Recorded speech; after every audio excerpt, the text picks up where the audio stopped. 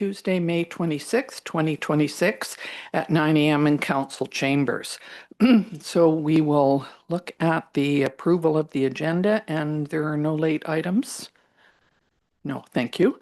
Could we have a motion, please, to do that? Councillor King, Councillor Bennett, all in favor. Thank you. And the adoption of some minutes. Committee of the Whole minutes from May the 12th, 2026. Could we have a motion, please, to adopt those? Councillor Bennett, Councillor Chong, all in favor. Thank you. And first off, we have a delegation of one from the Okanagan Basin Water Board. And this is a presentation by Melissa Tesche, who's the Executive Director. Thank you very much, Mrs. Tesche, for coming today. We appreciate it, and we will turn the microphone over to you. Wonderful. Well, thank you, Your Worship Council, for allowing me to come and speak to you today. This is the 7th time I'm doing this presentation, so I'm sort of touring it up and down the valley, and 7, 8, 9 are today. So pleasure to be here. My name is Melissa Tesche. I am 1 year into this role, but previously spent a decade at the Sterile Insect Release Program, so spent a decent amount of time in Osoyoos at the facility here. So always had a soft spot for Osoyoos and truly embodying, I think, Canada's warmest welcome down here. I never like to bury the lead when I do a presentation, so I thought I'd just go right out with it. That really, and I know Osoyoos knows this as well as anybody in the valley, that water is the key to life in the Okanagan. So in our little bit of time together here, the game plan is I'm going to kind of take you through 5 questions. So just a reminder of what the OBWB is, but what it is that we do, why does it matter, what does it mean for your community, your citizens here in Osoyoos, and then what can you expect from the OBWB for the next 5 years? And that's coming out on the heels of the board recently adopting a strategic direction at our last meeting. And so that's kind of the impetus for coming down to see you today. So to kick it off, I would start with this picture. Always in the presentation, we need a scenic picture of our beautiful water, our beautiful beaches, and that is the youngest water board family member. That's Michael. He's 3. But to understand the water board, you have to know that the beaches didn't always look like this. So if we time travel back into the 1960s, lakefront property wasn't what it is now. And so we had a real problem with nutrient loading in the lakes. We've done a lot of development up close to the foreshore of the lakes, to the beaches, and most of those properties were on septic, and septic fields were starting to leach nutrients into the lake. And then we had this weed that came in, Eurasian water milfoil.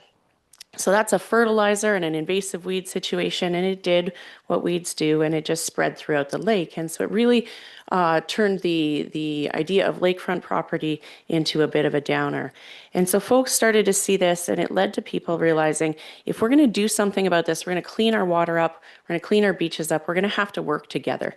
This isn't something that one community can do in isolation, right? And it'll be fine over here and clean over there. That's like saying you can pee in one end of the swimming pool and not the other. So we're going to have to work together. And that's really what the Water Board's been doing since 1969. So the Water Board is a provincially legislated body. It's under the MIVA number 138, and that kind of outlines the taxation authority, also our service area. Basically, anywhere the rain falls and the water drains into the basin is in, and anywhere it drains somewhere else is out. And then with that, there was 3 regional districts that were issued supplementary letters patent, and that gave a laundry list of a mandate. And I believe you've got a copy of the strategic direction itself. So I won't go through them, but page 5 does give you that legislated list of mandate items that came in the SLPs. But ultimately, the governments of the time could only agree on 2 of those. And so that really became kind of I call them the OG programs, the original great programs of the Water Board. And so the graph that you see on the top there, that was through financial incentive to get communities off of septic and onto sewer and take those nutrients, get them out of the lake, right? Stop putting more into the lake. And so the blue line on that graph, the time goes from 1970 on the left to 2007 on the right. And the blue line is the amount of water being used. So we know that between 1970 and 2007, the population in the valley increased dramatically, right? So water use is going up. But despite that, as we got communities onto sewer and we got into water treatment, the nutrient loading in the lakes went way down. So this is a positive sign. So taking out that fertilizer for the weed in the lake and then actually addressing the weed itself, which again, Soyuz is super familiar with our machines on the water here. So rototilling in the winter, pulling up that root, letting it float and die in the cold water. So doing that when water temperatures are cold enough, and then essentially mowing it in the summer lets us go from an aerial picture like that on the bottom left to something more like this. And then we had 2003. And so I hadn't moved to the valley yet. So talking to folks here who were here at the time, though, the big fire in 2003 was described to me as bringing about some harsh realizations that maybe in the valley we're not so protected as we thought, that the world is changing around us, the climate is changing. But the silver lining, if there was one, as I'm told, was that they're also created this culture of working together, the communities in the fire aftermath, of coming together to support the folks who had lost homes. And that led to conversations about what else should we be working together on? And what should we be trying to look out ahead and predict and get ready for? And so that led to conversations about going back to that laundry list from 1969 and which of those could the program start addressing. As a result, they added a few basin-wide board seats. So originally there was 3 directors from each of the regional districts, and that continues today. And Soyuz has a history, of course, with Mayor McCordov and then Mayor Wells of sending champions to the water board, and we're eternally grateful for that. Added some basin-wide board seats, so 1 seat for the Okanagan Nation Alliance, 1 for the Water Supply Association of BC, and 1 for the chair of the Okanagan Water Stewardship Council, and that would become the technical advisory body to the board. And interestingly, this was expressly contemplated in the original mandate that there would be a technical advisory, and so this came to fruition in 2006. And all of these things happened under the water management program. So when you think of the water board, everything that we do that is not milfoil and not sewage grants is water management program. And so how do you describe that body of work? What is it that we do? And this is actually really challenging. And it turns out water management program is a bit of a misnomer because what we don't do is manage water. So we don't manage water, we don't do drinking water, water treatment, we don't control dams or lake levels, we don't issue licenses or allocations, and we don't apply water restrictions. We're not on the front lines like the communities yourselves, or the provincial government or the nations. So if we don't do any of those, it might better have been termed the supporting water management program. And that's really, what the program aims to do. So, okay, but then how do you actually sum that up? And it was Mayor Bloomfield from Penticton who said, Melissa, you got to be able to explain in 10 seconds in an elevator what the water board is. And so I took that challenge. And what I came up with, we're really a local government organization with an advisory mandate. And our focus is on water projects and programs that benefit the watershed as a whole. So that's pretty high level. That's all you can get out in 10 seconds in an elevator. And I'll go into a little bit more, some of the specifics here. But you might say, okay, but why, right? There's a lot of priorities in today's society, a lot of places that we need to be spending money. So why are we doing this for water? And pages 2 and 3 of the strategic direction, I think, give a good current snapshot of the reality of our valley. And again, I won't go through them, but I do invite you to take a read. I think most of them will hit home, especially for folks in Osoyoos. But suffice it to say, it all sums back to that idea that water is key to life in the Okanagan in every facet that we think of. So we need the water for our families. We need the water for our fish, for our food, our firefighting, our fun. And that's the end of my F word list for you today. But it really is key to everything. And it doesn't respect jurisdictional boundaries, right? Back to that idea of peeing in one end of the pool. And then there's a seemingly infinite list of challenges to quality and quantity of that water. So how do we make sure we have enough water, but not too much, and we've got it at the right time and at the right temperature and coming through the right streams? And then how do we keep that clean enough that it can go into somebody's drinking glass, right? Or you can swim in it when we've got tourists here and they realize that they're swimming in someone else's drinking water. So a long list of challenges, and they're really too big, too many, and often too sticky for any one community to face alone. Right? No matter how resourced a community is, some of these issues are so big. So 3 that are top of mind for the board right now, this is in the news, which we're really happy about all over the place, is drought. It is one of those times where we are so dry. And the graph you're seeing there on the bottom left This is the station for Penticton, and this is called the cumulative annual precipitation. So this is all the moisture that Penticton has received since January 1. So on the bottom, you've got January on the left, and that's going all the way to the next January. The dotted line up the middle is kind of your average year. Over the last 30 years, that dotted line is the average accumulated precipitation that Penticton would see. The dark blue band along the top, that would be a really wet year. If the line were up there, a really wet year that Penticton would see. And the dark brown is a really dry year for Penticton. And that dark blue line coming across the bottom, that's where they are today. So even with that little bit of rain that we got a couple weeks ago, it's really just a drop in the bucket. And we are off the charts dry in the Okanagan. Penticton is feeling it the worst, but it's led to the nation just recently declaring a state of emergency. And the thing to remember is that even if we get a ton of rain in June, and I hope that we do, and I hope that I'm made foolish in the media and they say Melissa was out ringing the alarms about a drought and then it rained, is to realize that this is year 4.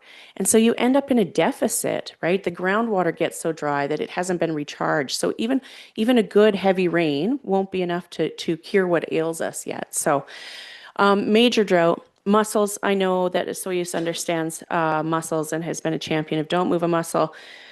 Just a reminder of the urgency and why we care so much is because that's an ABS pipe on the left put into mussel-fouled water, and that's that same pipe just 6 months later. So you can imagine what that's going to do to boats in the water, to water infrastructure, to intakes, to pipes, and the amount of money it's going to take to maintain that. And then those shells go somewhere and they end up on our beaches. So really working. It's tough to get people to care and put money towards a disaster that hasn't happened yet, right? It's a lot easier to respond to something that we've seen. And then finally, just sort of the new challenge that's really becoming top of mind for us at the Water Board is blue-green algae and cyanobacteria blooms. So not all algae, but some algal blooms end up producing toxins. Those toxins are fatal to birds and dogs and harmful to human health. And what we're concerned about is with seemingly warmer water temperatures, increasing nutrients in lakes, we're seeing these blooms earlier, larger, lasting longer, and we're seeing them at deeper depths. And so that's where a lot of lake water intakes, drinking water intakes are. So we're working on this idea of how can we detect it early? What do we do about it? But those are 3 sort of big sticky problems that it's impossible to think about hiring one staff member that sits at a desk and is going to work on these. Okay, but now let's get into some of the specifics, because what does that really mean to be working on these issues, right? And here's where I'm really proud to say that with a board full of elected officials like yourselves, it keeps us really grounded in applicable, needed, relevant work. So we're not looking to do the ivory tower science that ends up in a report that sits on a shelf. We're looking for what are the tools, what are the things that we can do that will have an impact today in the communities. And those activities kind of fall into 3 categories. So one is advancing science, environmental monitoring, information management, building partnerships and capacity in the watershed, and then educating, advocating, and advising on good policy. So none of those are managing water. And I'll just spend the last couple slides here going through those 3 categories. I'll highlight a key project and then talk about sort of what you can expect going forward. So the one we're really excited about in this science and data that your community needs is this eDNA project for invasive mussel detection. So we're really pushing for mandatory inspections when boats are brought into this province, right? Because we know they could be coming from areas that have mussels. They come in on the water, they come in on the boat. How do you detect it? The gold standard, a German Shepherd trained to sniff out these mussels. That's very expensive. I think there's one in the province right now. And we've got a partnership with University of British Columbia, Okanagan, and a DNA researcher up there who is looking at taking existing technology to detect what's called environmental DNA. So we all shed it off of our skin, right? So do fish and so do mussels. And so that environmental DNA that's floating out in the water can now be detected at very, very small levels. So can you combine that with crime scene technology, which is essentially like a dust buster vacuum that sucks up environmental DNA, runs a test in the field, and then will tell you whether or not there has been mussel fouled, that boat's been in mussel fouled water. So these two technologies exist already, the crime scene vacuum, the way to do the test, the environmental DNA primers, and our researcher at UBCO is saying, can you combine those together and get a machine that can be done in the field for a tiny fraction of the price and much faster? And can we compare that to the standard of a dog's nose? So it's our hope that in 2 or so years, we'll be out there with some cameras filming a dustbuster versus dog competition to detect mussels on a boat. But you can imagine the practicality of being able to deploy those to every entry point in the province around to make sure that we're not getting mussel-fouled boats in the province. So that's the sort of really practical science that we like to do. We've done LiDAR mapping for the valley that allows communities to know, okay, if we were in a situation where we had too much water, where's that water going to flow so that you can do your flood planning projects like that. Going forward, we really want to make sure that we're strengthening Okanagan-based research. So we do have this new sort of world-class institution, the researchers, we've got the college there. How do we make sure those folks are putting their bright minds to Okanagan problems, right? We've got a lot of problems here, a lot of challenges. We want them working on our stuff.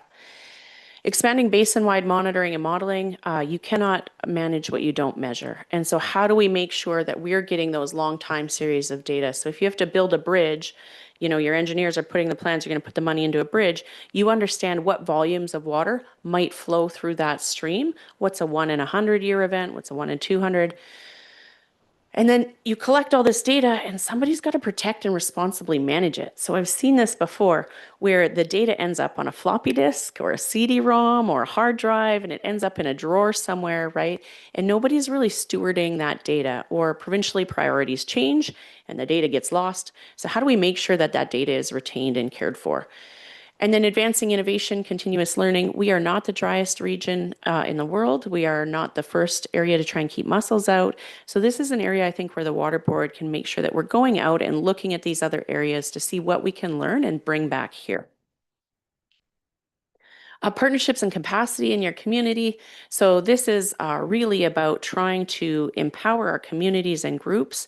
We've got the Okanagan Water Stewardship Council, which is able to take technical advice and then put that into pieces that communities are able to access through the toolkits.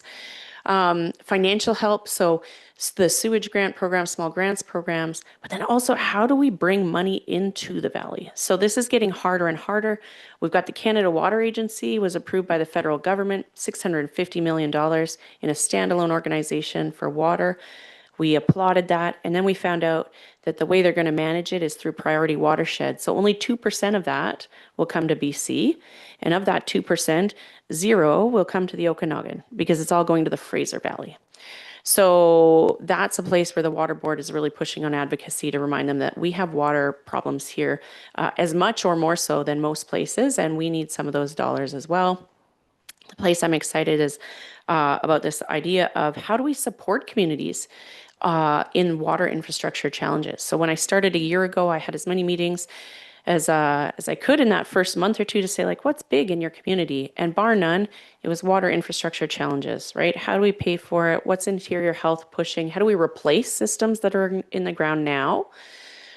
So what role can the Water Board play? And we understand that UBCM and the gas tax strategic priority fund, they're going to be putting in new requirements for professional development for communities to be able to access those funds. So at the engineer staff level, but also at the executive leadership level and at the elected official level. And so I went down to this asset management conference to check it out, and there was only a handful of folks from the interior there because they hold them in the coast and it's expensive to send people. So is that a place where the Water Board could serve by bringing the opportunities and the training here to make it available at a much lower rate for our communities? There's no community of practice for those engineers. There are some veterans of the industry who explained to me, a rookie in the field, the importance of value engineering your projects. I didn't know that was a thing. So it's not just, it's getting a second set of eyes, not just to look at the technical specs, but also, is this the right pricing? Is this valued appropriately? So how do we get those veterans to share? Going forward, continuing to strengthen the Water Stewardship Council, make sure we've got the right voices around the table, leverage and secure funding, bringing those dollars into the valley, supporting groups that are doing work in the valley. We can't be everywhere all the time for everyone, but how do we empower those groups that are out there doing good work? And then advancing reconciliation through relationship. And, as I did this history deep dive on the water board and the origins and was reading the papers, and I stand here and I say, oh, I was so forward thinking in the 1960s to think about working together and bringing communities together. We did that, but we did entirely leave out the communities that were caring for the water since time immemorial. So there's some progress to make there. It's been slow and steady over time at the water board, but we need to continue that. And we need all hands on deck and all communities working together on our water issues. And then finally, the last grouping here is really working and pushing for your community. So these are the key projects of sort of public education, don't move a muscle, make water work, which you're very familiar with. But also the political side of those things. So pushing for mandatory inspections. And we got some changes in the Wildlife Act this last year that would allow for those. And we're just pushing them now to come up with the regulations that would show how those work. Bill M216, I was lucky enough to get an opportunity to go stand in front of committee and explain to them why it was a terrible idea. And most recently, the Stewardship Council passed on a discussion paper to the board highlighting a number of challenges in the existing septic regulations and how they're not really protecting our community from cumulative impacts. And so that will be the next piece that the board is looking at. It's like, what do we do for our communities on behalf of our communities in terms of advising on those septic regulations? Going forward, really fostering a shared water ethic. It's almost universal when you ask people like, what's your ideal state for water in the future? And everybody says, oh, well, we have enough water for in perpetuity for future generations and it's always clean. And I don't disagree with that. But wouldn't it be nice if that was made easier because every resident here and every visitor understood how important water is to us, right? So that we didn't have to work so hard to keep that water clean and abundant.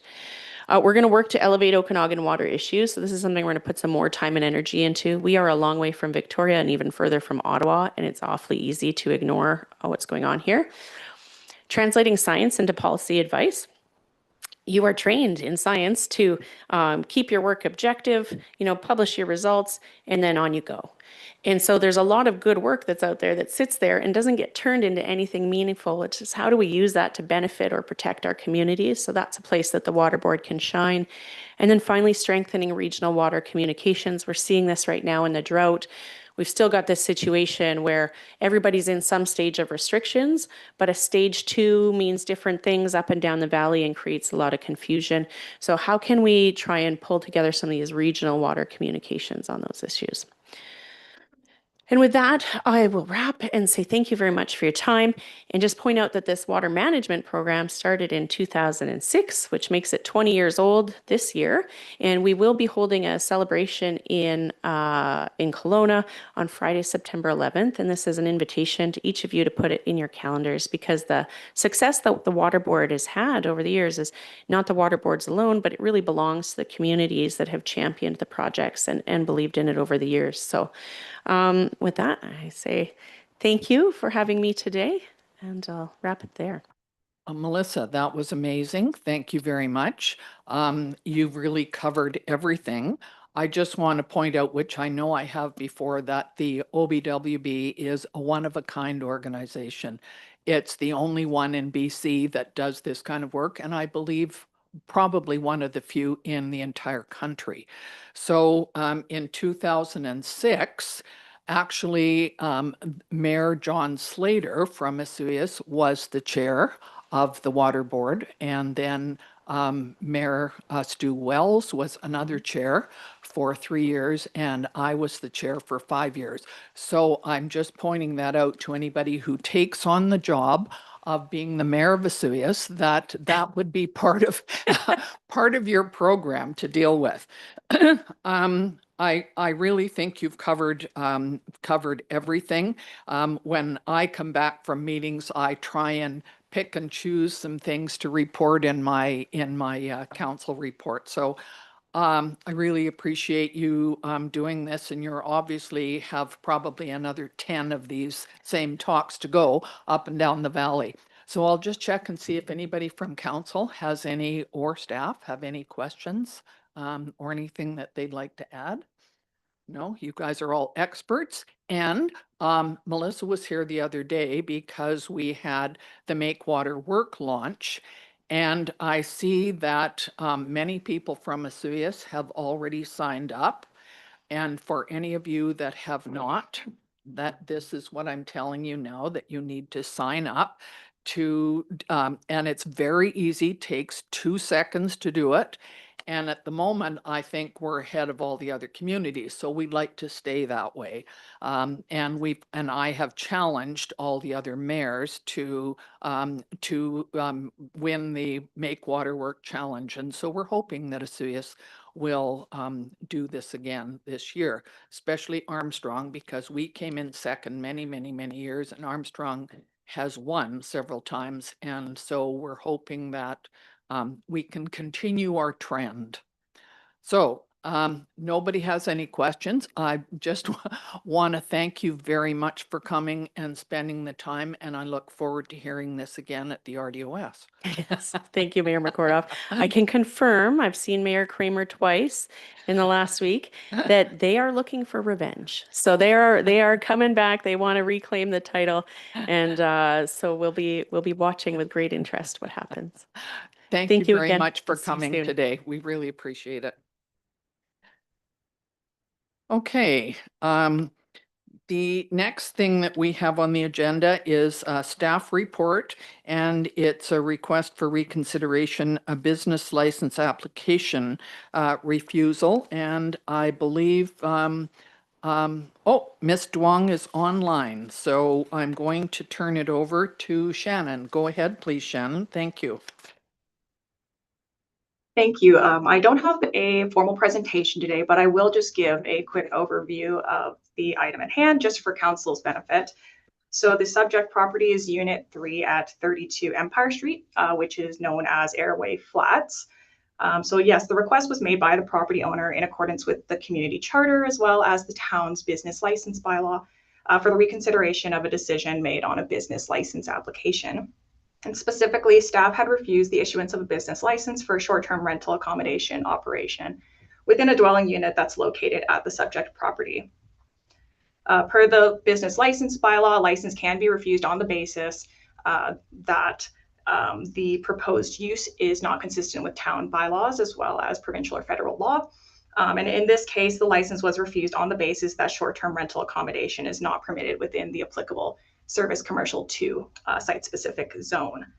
So in reconsidering this decision, council may choose to approve or deny the request or the application, and staff is recommending that council deny the application at this time. Thank you. Thank you. Is there anybody that has any questions, or go ahead, Councillor King? Thank you, Madam Mayor. If it's got passed one way or the other, how are you going to monitor that it's not being used?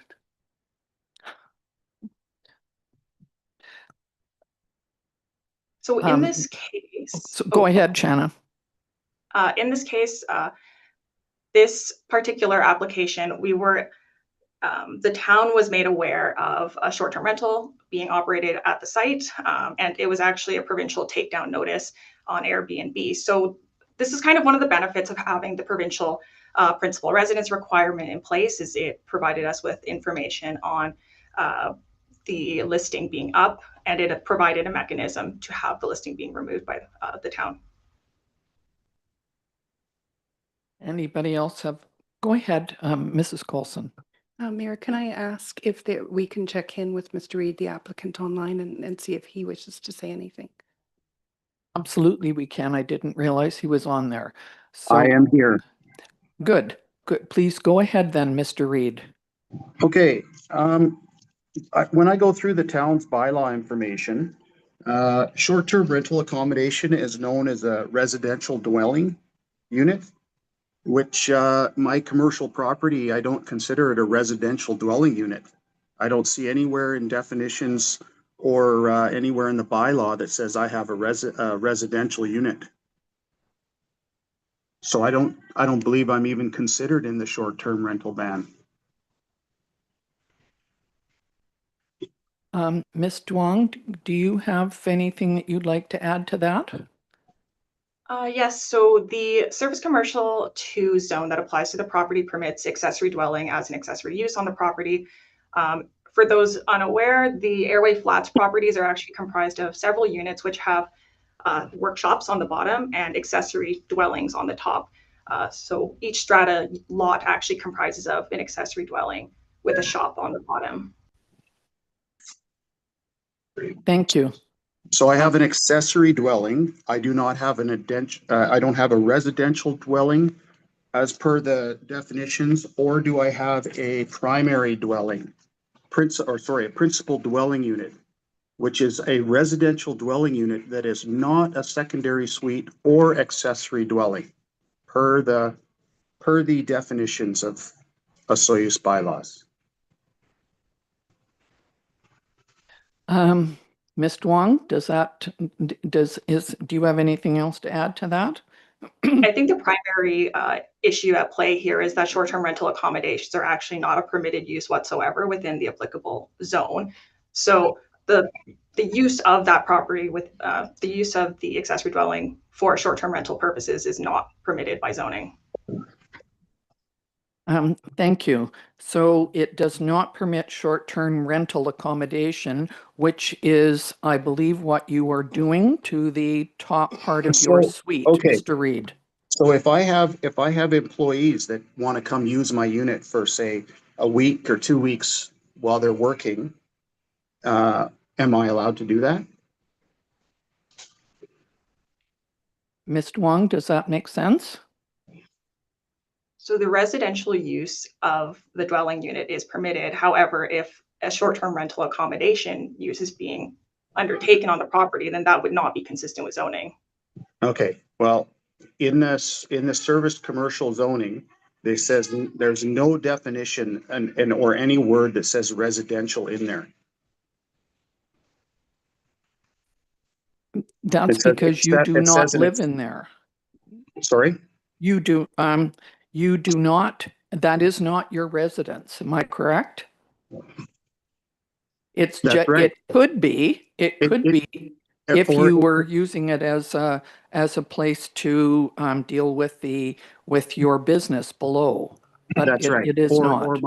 Or my employees could stay there if they were coming and going for my business. I think that's a little different.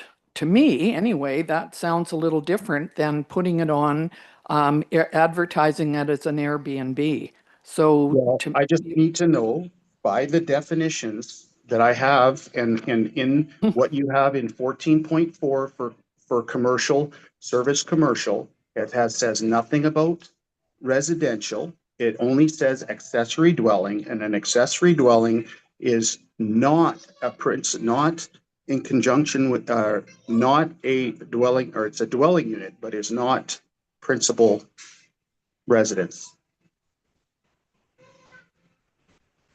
So go ahead, Mr. Councillor Chong. Thank you. So the short term, and please, Shannon, jump in if I'm ever going in the incorrect direction here. Short-term rental accommodations, in terms of the business license application, can only be made on zoning area or zones that are residential, and of course, you also needs to be your primary residence.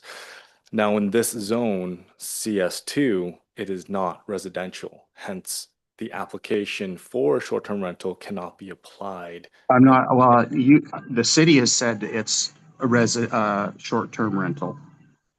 I'm not, it doesn't meet the short-term rental accommodation definition because it's a residential, like you said, it's residential and it's not zoned residential. Exactly. It's zoned commercial. So that's why the business license for short-term rental accommodation can't be applied for this zone. Why the city is saying it's short-term rental.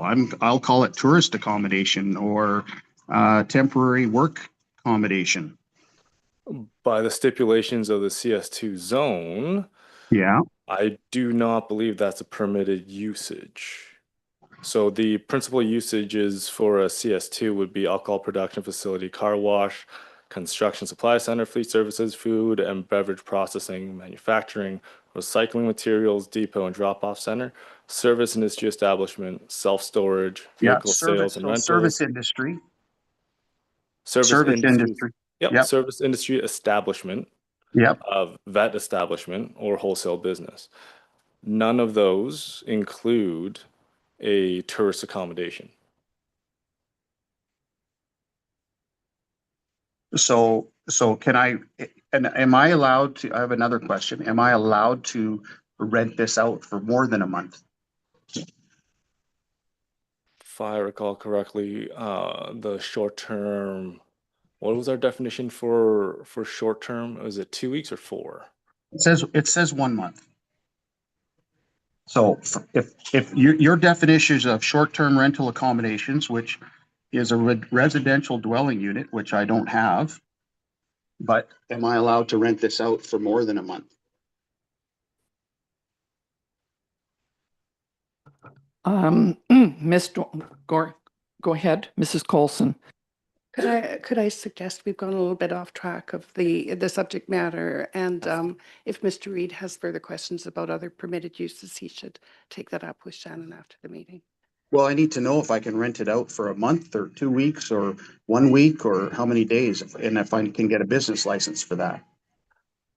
Could we suggest that you please contact Ms. Duong, who is our planner, and go over the issue with her, and she can explain what the issues are and whether what you're suggesting is allowed under this zoning. Okay, so what I want to know is, do I have a residential dwelling unit? And am I part of the short-term rental accommodation? You know, because I don't believe that I am, first of all. So I do think that that you would be best talking to Ms. Duong about this because she is the expert on this. And I don't think that any of us at the table can answer that right now. Could I suggest, please, that before we move forward with this, that you check with Ms. Duong and she can go over all of the questions that you have? Yeah. Yeah. Thank you. Okay, now I have one more comment to make here. As far as, you know, let's say at a tourist accommodation or rental accommodation for in the town, and where it's a commercial location, why if, you know, it's almost like there's a technicality that I would get denied a business license. And why wouldn't this city council or the town be looking to have more businesses come into the city if it would just be a technicality that you are denying a business license?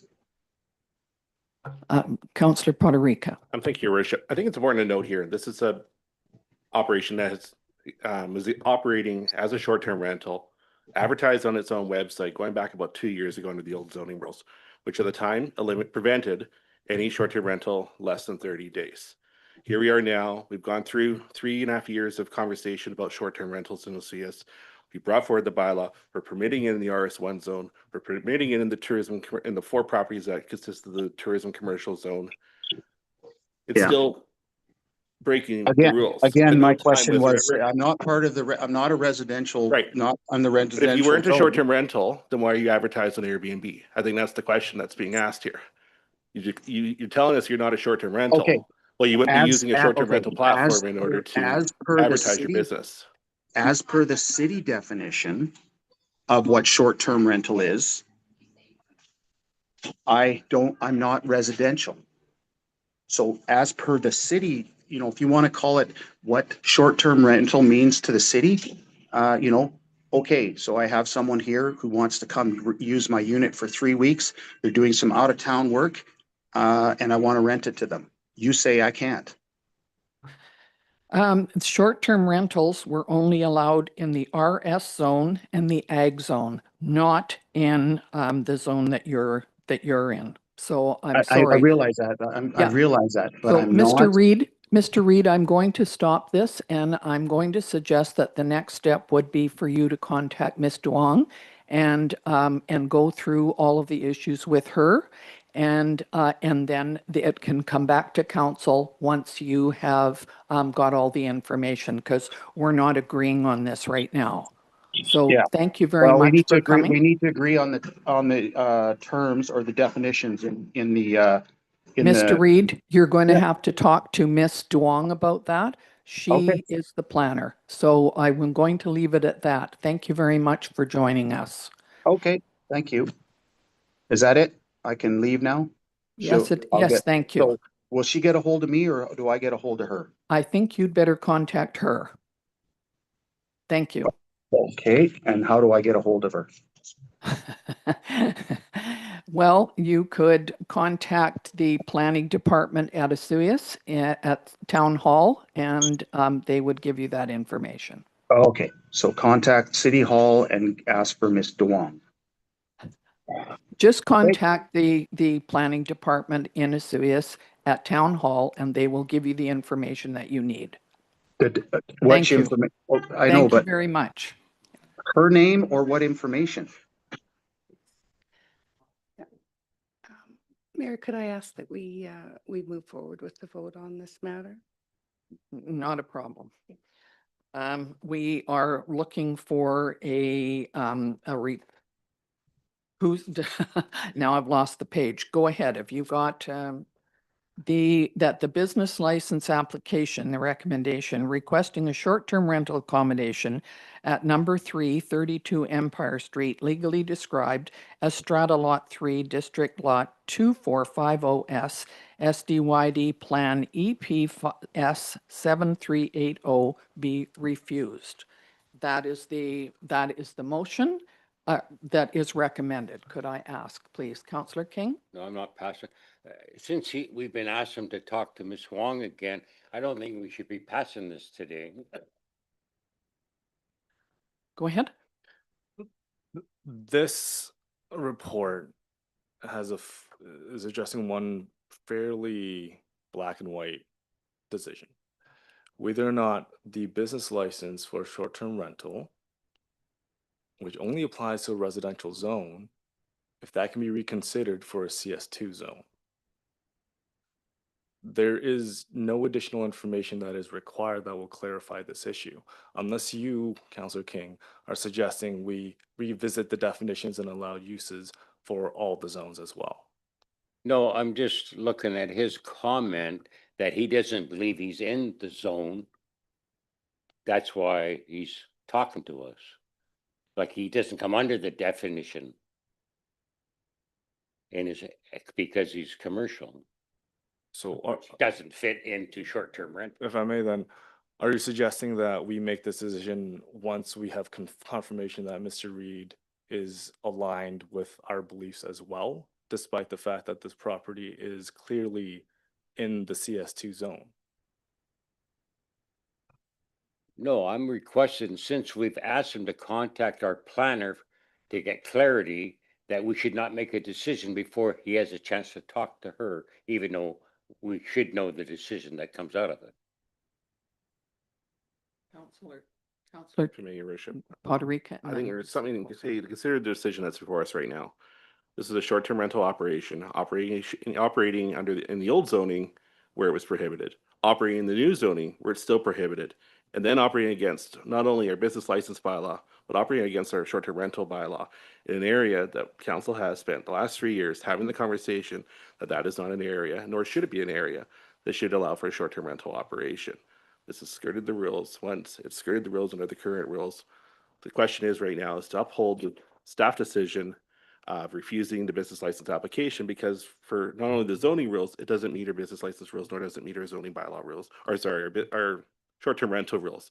With that, I move the motion for this refusal, option 2, I believe, as it's indicated in the staff report. Seconded, Councillor Chong. Mrs. Coulson, did you want to add anything before we vote on this? I just wanted to clarify that any further discussion between Mr. Reed and Ms. Duong would not result in this exact same motion coming back in front of council. It would be looking at different uses for the property. Thank you. So it's been moved and seconded that we go with the recommended motion. I will call the question. All in favor? Against. Thank you very much.